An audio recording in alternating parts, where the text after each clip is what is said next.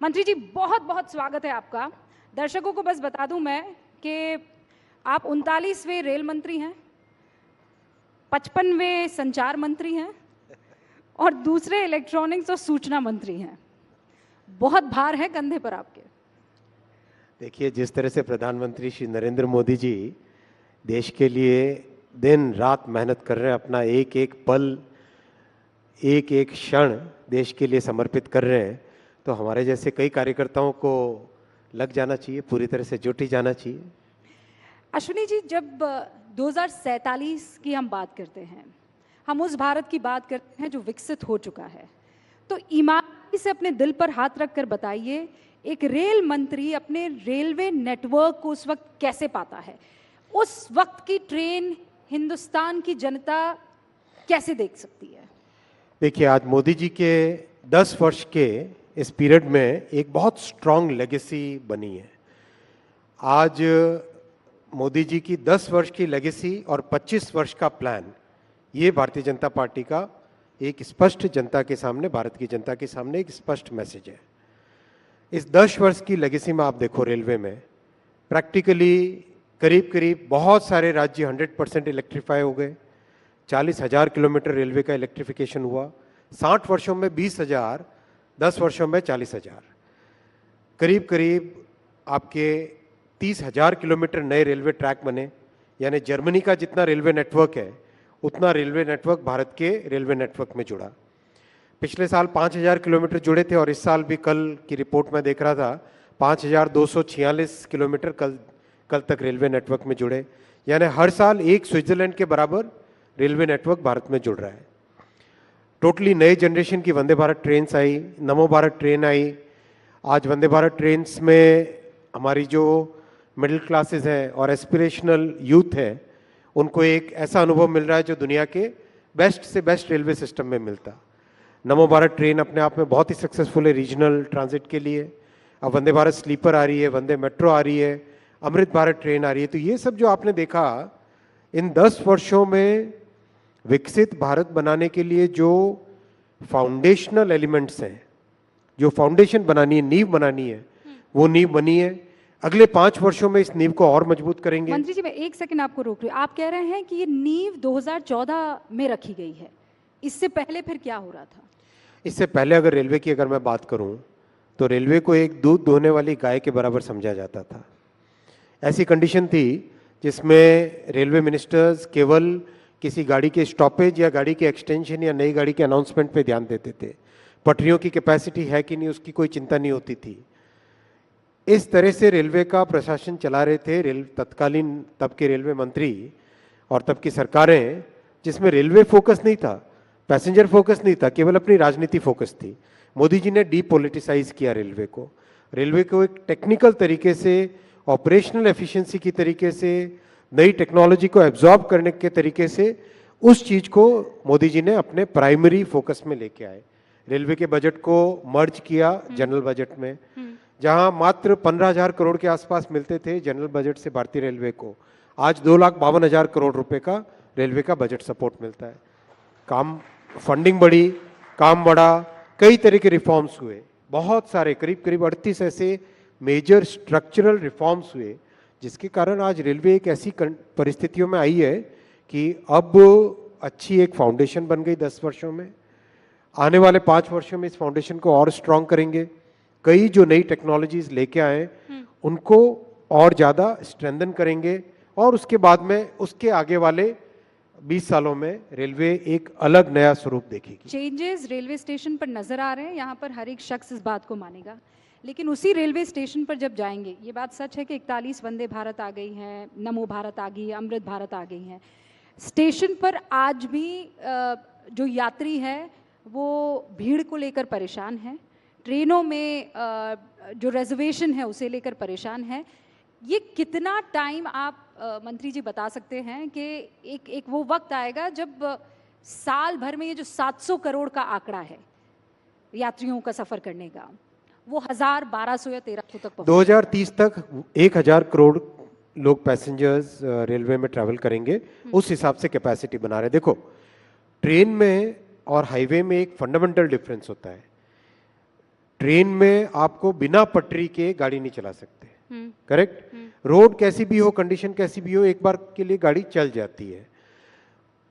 इसीलिए बहुत ज़रूरी है कि रेलवे नेटवर्क में ज़्यादा से ज़्यादा कैपेसिटी बढ़ाने के लिए जितने भी टेक्नोलॉजीज़ हैं, रेलवे के नई पटरियां बिछाना, ऑटोमेटिक सिग्नलिंग लाना, आपके कंप्लीट रेलवे के जो कंट्रोल सिस्टम है जिसको सेंट्रलाइज्ड ट्रेन कंट्रोल सीटीसी कहते हैं, उस टेक्नोलॉजी पे जाना, आपकी ट्रेन्स की एक्सेलरेशन डेसेलरेशन जो मतलब पिकअप और ब्रेक लगाने के बाद में रुकने की टाइम उसको कम करना, 2x25 kV, बहुत मैसिव टेक्निकल वर्क है। उस पूरे टेक्निकल काम में जिस तेजी से काम चल रहा है, we are very comfortably, I can say with good confidence level कि 2030 तक 1000 करोड़ पैसेंजर्स को हर साल कैरी करने की कैपेसिटी हो जाएगी। आज हम करीब करीब 700 करोड़ पैसेंजर्स को कैरी करते हैं साल में। रेलवे देश का अगर पूरा नेटवर्क देखो, ट्रांसपोर्टेशन की इकोनॉमिक्स देखो, तो ट्रांसपोर्टेशन में करीब 700 करोड़ रेलवे से जाते हैं, करीब करीब 250 करोड़ रोड से हाईवे से जाते हैं और करीब 35 करोड़ एरोप्लेन से जाते हैं। तो ये अभी ये नेटवर्क है, इसमें ये 700 करोड़ 2030 तक 1000 करोड़ होगा। अच्छा, इन सालों में ऐसा क्या हुआ है कि आपने इतनी तेज़ी से ये सारी ट्रेनें, चाहे वो नमो भारत हो, चाहे वो वंदे भारत हो, ये सिर्फ विल है या कुछ और भी चीज़ें थी जिसने इन एडिशन आपके इस काम को फास्ट ट्रैक पर ला दिया? 3 चीज़ें हैं।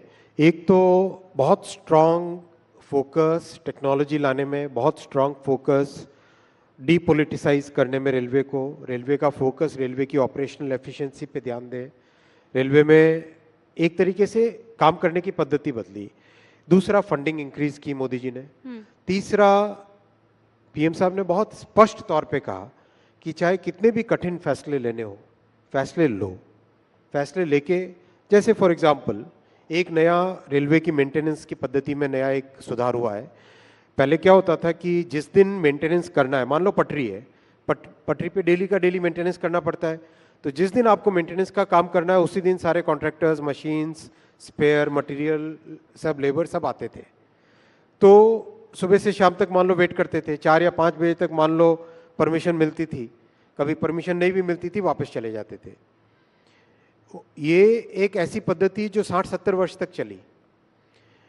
अब आज रेलवे में हर शुक्रवार को अगले 26 हफ्ते का, नेक्स्ट 26 वीक्स का डिटेल्ड प्लान बनाते हैं। नेक्स्ट 26 वीक्स मतलब जैसे जापान में मेंटेनेंस की पद्धति है, या जर्मनी में, या जो डेवलप्ड कंट्रीज है, विकसित हर फ्राइडे करते हैं, वैसी की वैसी एडवांस्ड प्लानिंग अपना रेलवे भी कर रहा है। तो ये सब कठिन फैसले होते हैं, इसमें आपको पूरे ऑर्गेनाइजेशन को एक साथ आदत बदलने की आदत डालनी पड़ती है, एक नए तरीके से काम करने की मतलब प्रैक्टिस में आना पड़ता है।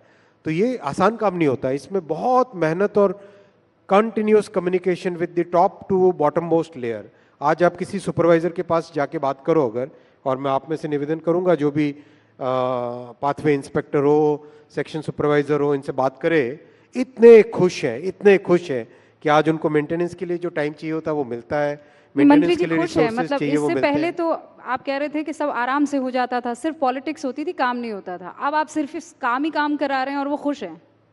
बिल्कुल खुश है, और आप वास्तव में जाके मिलो। मैं तो कम से कम लो लेवल पे, ग्राउंड लेवल पे ऑफिशियल्स के साथ, जो कि ग्रुप बी ऑफिसर्स भी नहीं है, ग्रुप सी में जो काम करते हैं कर्मचारी, उनके साथ बहुत इंटरेक्ट करता हूं और उनसे बहुत इनपुट लेता हूं, बहुत फीडबैक भी लेता हूं।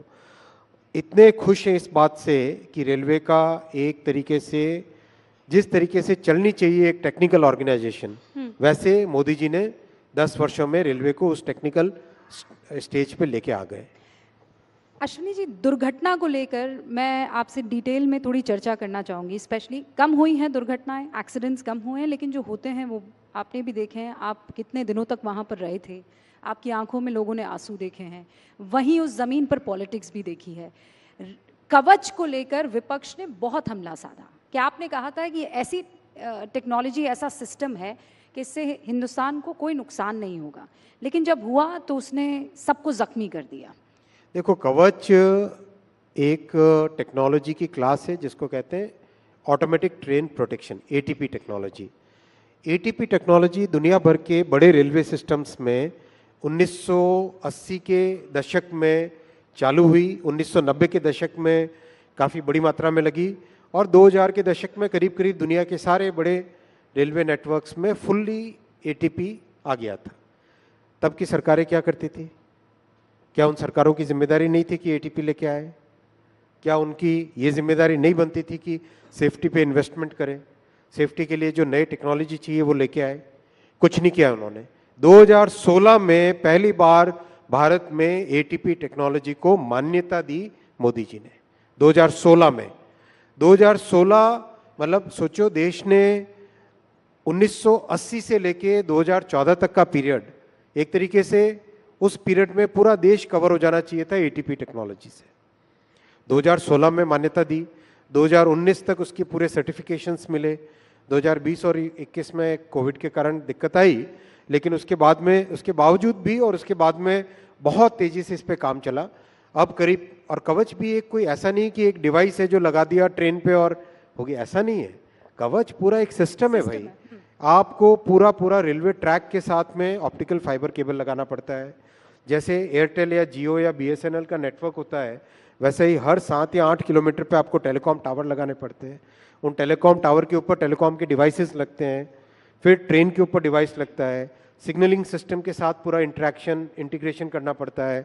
हर स्टेशन पे एक डेटा सेंटर बनता है, कंप्लीट डेटा सेंटर बनता है इसका, और फिर स्टेशन के डेटा सेंटर से पीछे कंप्लीट एक सेंट्रलाइज्ड ट्रेन कंट्रोल का data centre. It's very very complex technology. मतलब दुनिया भर के देशों में 20 से 25 साल लगे छोटे छोटे नेटवर्क, 8000, 10,000, 20,000 किलोमीटर के नेटवर्क्स, अपना 50, मतलब अभी 70,000, 75,000 किलोमीटर का नेटवर्क है। तो लेकिन इतनी तेजी से इसमें काम चल रहा है, नए नए जो मैन्युफैक्चरर्स हैं वो जुड़ रहे हैं, नए डिज़ाइनर्स जुड़ रहे हैं, कई तरह के इनोवेशंस कर रहे हैं जिसमें कि जो स्टेशन की डिज़ाइन करनी है उस डिज़ाइन को ऑटोमेट किया जा सके। मतलब ये एक ऐसी कमिटमेंट है, जो कमिटमेंट मोदी जी ने स्पष्ट तौर से देश में रेलवे को सेफ बनाने के लिए की है। 1,87,000 करोड़ का इन्वेस्टमेंट किया है 10 वर्षों में। अगर आप उसको कंपेयर करें तो 2.5 गुना ज़्यादा है उससे पिछले 4 से 14 में जितना इन्वेस्टमेंट था सेफ्टी पे, उससे 2.5 गुना ज़्यादा है, और उसका रिजल्ट भी दिख रहा है। वो रिजल्ट दिख रहा है। वेरी अनफॉर्चुनेट अगर बीच में लेकिन आगे और भी ज़्यादा प्रयास करके 100% सेफ्टी की तरफ बढ़ेंगे। एक कमिटमेंट बुलेट ट्रेन को लेकर भी है।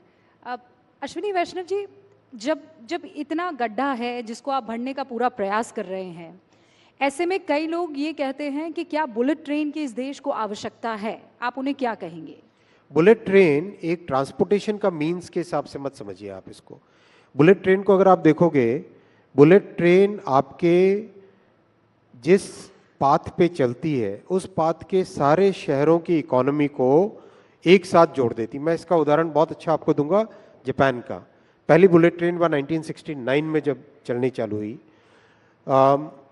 टोक्यो, नागोया, कोबे, क्योटो और ओसाका, ये सारे के सारी इकोनॉमीज मिलके एक इकोनॉमी बन जाती है। 550 किलोमीटर के आसपास का डिस्टेंस आप 2.5 से 3 घंटे में कवर करते हो। यानी आप अगर क्योटो में रह रहे हो, ओसाका में जाके काम किया आपने, और शाम को वापस क्योटो में अपने बच्चों के पास आ गए, वैसा कि वैसा डेवलपमेंट, सीरियस रीजनल मल्टीप्लायर होता है इससे। जब आप देखोगे मुंबई से अहमदाबाद, मुंबई, ठाणे, वापी, सूरत, बड़ौदा, आनंद और अहमदाबाद, ये सारी इकोनॉमीज एक सिंगल इकोनॉमिक जोन बन जाएगा। आप सुबह बड़ौदा में नाश्ता करोगे, 1 घंटे के अंदर अंदर मुंबई में पहुंचे, दिन भर अपना काम किया, शाम को पकड़ी वापस ट्रेन और घर आके बच्चों के साथ खाना खाया। तो ये हसीन सपने पूरे कब होंगे? 2026 में। 2026 में आज देखो ना आप, 284 किलोमीटर ऑलरेडी बन चुकी है कंप्लीट। ट्रैक्स लग रहे हैं, ऊपर ओवरहेड इलेक्ट्रिकल का सिस्टम लग रहा है, जो ट्रेन का मैन्युफैक्चरिंग है सारी चीजें इन पैरेलल तेजी से चल रही है। देखो कई ऐसे देश, मैं नाम नहीं लूंगा किसी देश का, जिम्मेदारी की पोजीशन है, 20-20 साल लगते हैं एक प्रोजेक्ट को करने में, 500 किलोमीटर का। अपने यहाँ 8-10 वर्षों के अंदर अंदर ये प्रोजेक्ट कंप्लीट होगा।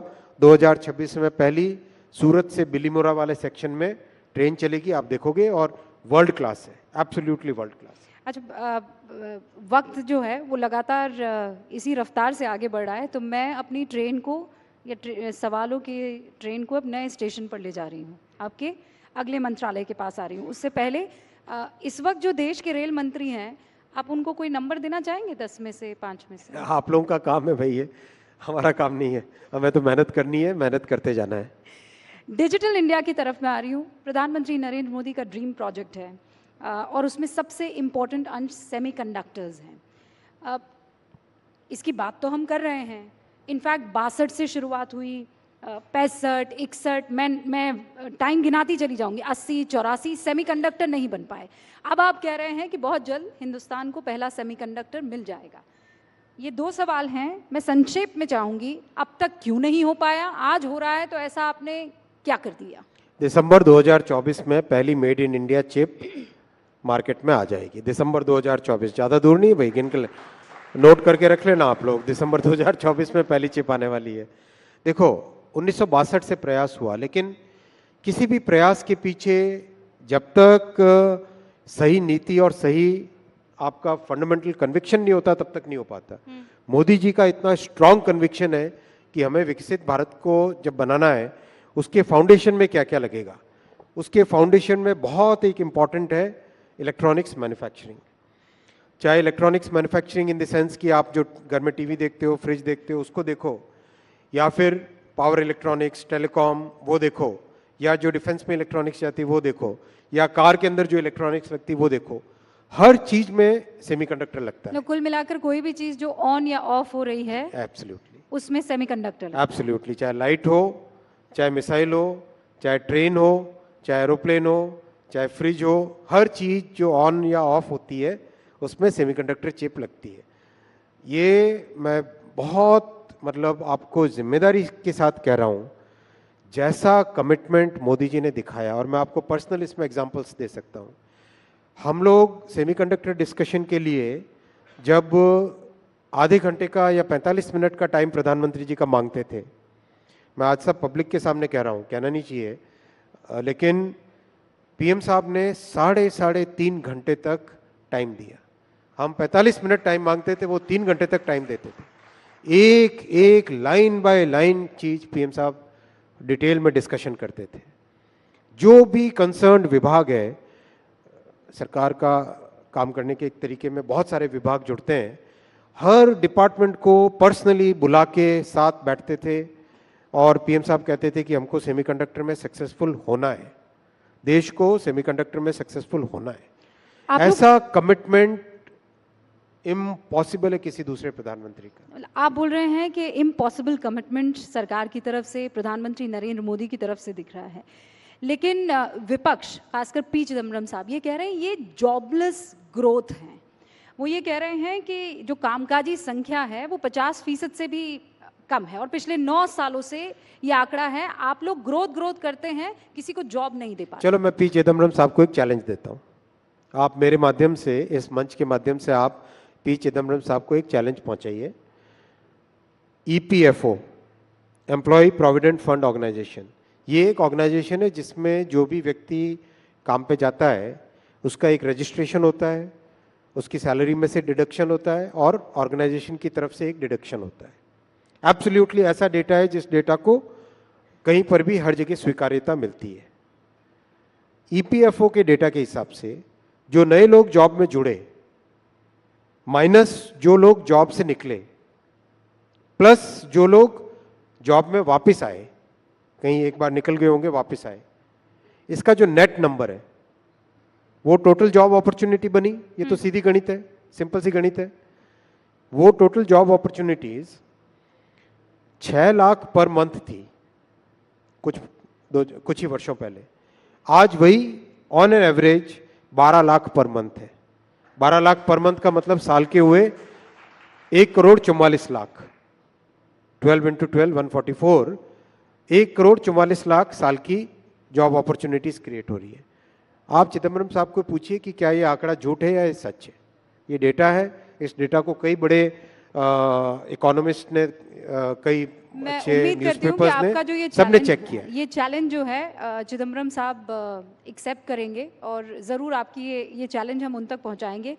विपक्ष का एक और आरोप है, वो ये कहते हैं कि आप कहते हैं कि हम मैन्युफैक्चरिंग हब बन चुके हैं, लेकिन आप कोई मैन्युफैक्चरिंग नहीं करते, आप लोग बस असेंबल करते हैं। अच्छा, आपने नाम उसको ये दे दिया है।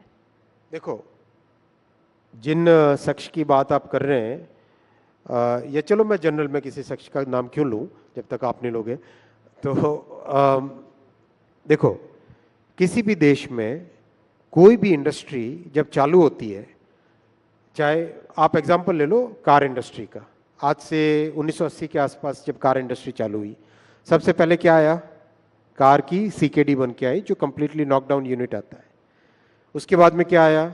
SKD, semi knockdown unit. उसके बाद में क्या हुआ? कम से कम कुछ कंपोनेंट मैन्युफैक्चरर्स का इकोसिस्टम बना। उसके बाद में क्या आया?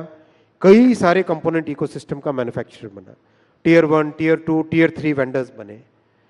उसके बाद में क्या आया कि एक्सपोर्ट होने चालू हुए। ये एक साइकिल है, हर इंडस्ट्री की एक लाइफ साइकिल होती है।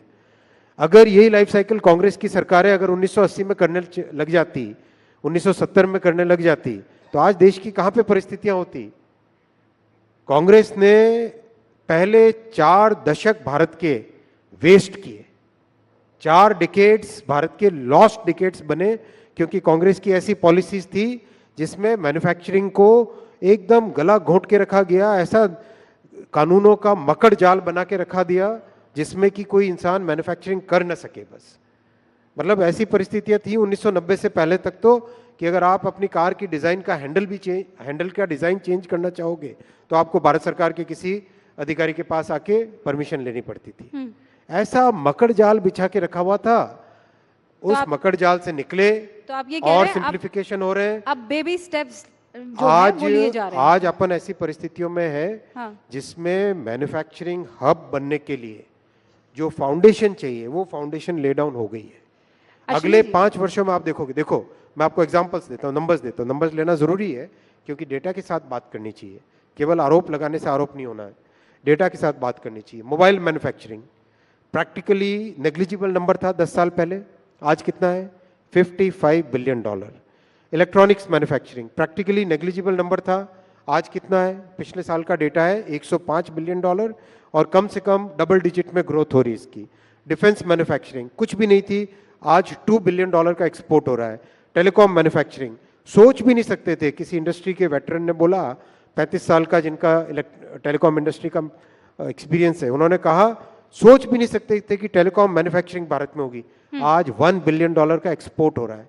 अमेरिका, यूएस, यूरोप सब जगह एक्सपोर्ट हो रहा है। क्या बात करते हैं भाई कांग्रेस के लोग, जो अपनी इतने वर्षों तक जिन्होंने अपनी गलतियों को आज जवाब दे नहीं पा रहे हैं, और हम लोग मेहनत कर रहे हैं, जनता देख रही है, पब्लिक देख रही है, हम जब मेहनत कर रहे हैं तो उनके आरोप लग रहे हैं। किस बात की बात है? हमारे पास बस कुछ मिनट बचे हैं और मैं चाहती हूँ ये 2 बहुत महत्वपूर्ण सवालों के आप जवाब दे दें। एक तो फैक्ट चेकिंग यूनिट को लेकर, मतलब सरकार ही अगर चेक करने लग गई तो कैसे चलेगा? आपके काम को सिटीजन, अच्छा बताओ भाई, एक बात बताओ, हाँ। CNN TV 18 पे कुछ छपता है, उसकी जानकारी लेनी हो तो किससे पूछोगे? CNN TV 18 से पूछोगे कि नहीं पूछोगे? हाँ। बराबर है ना? बिल्कुल, बिल्कुल। आपके ऑर्गेनाइजेशन की जानकारी किससे पूछेंगे? आपसे ही पूछेंगे ना। भारत सरकार की कोई भी न्यूज, किसी भी स्कीम, उसके बारे में पूछना है तो किसको पूछोगे? अगर आपका गृह मंत्रालय से काम है, गृह मंत्रालय से पूछोगे। हेल्थ मिनिस्ट्री से काम है, हेल्थ मिनिस्ट्री से पूछोगे। अगर आप कहोगे कि नहीं ये पावर मिनिस्ट्री से संबंधित प्रश्न है, पावर मिनिस्ट्री से पूछोगे। इतनी बेसिक कॉमन सेंस की बात है भाई। जो राज्य सरकार से है वो राज्य सरकार से पूछोगे, किसी प्राइवेट ऑर्गेनाइजेशन उससे प्राइवेट ऑर्गेनाइजेशन से पूछोगे। और तो वो सवाल आपको ना पसंद आए तो? बात सवाल की नहीं है, बात फैक्ट की है। फैक्ट और ओपिनियन में डिफरेंस है। और वो फैक्ट्स अगर सरकार को ना पसंद आए, वो फैक्ट तो आप वेरीफाई कर सकते हो ना। वेरिफिकेशन, मान लो कोई कहता है कि कितनी वैक्सीन लगी, किससे पूछोगे बताओ? ऑथेंटिक जवाब कहां से आएगा? सरकार की तरफ से, हेल्थ मिनिस्ट्री से ही आ सकता है ना। तो आप ये कह रहे हैं कि ये फैसला आपका एब्सोल्युटली सही फैसला है और ये एकदम करेक्ट फैसला है, डेमोक्रेटिक फैसला है, कॉन्स्टिट्यूशनल फैसला है। बहुत बहुत शुक्रिया अश्विनी वैष्णव जी हमारे सारे सवालों का जवाब देने के लिए। धन्यवाद। हालांकि बहुत से सवाल थे और, लेकिन ये अश्विनी वैष्णव जी जो बता रहे थे अब तक क्या कामकाज हुआ है और किस गति से इनकी विकसित भारत की ट्रेन लगातार आगे बढ़ रही। बहुत बहुत शुक्रिया सर।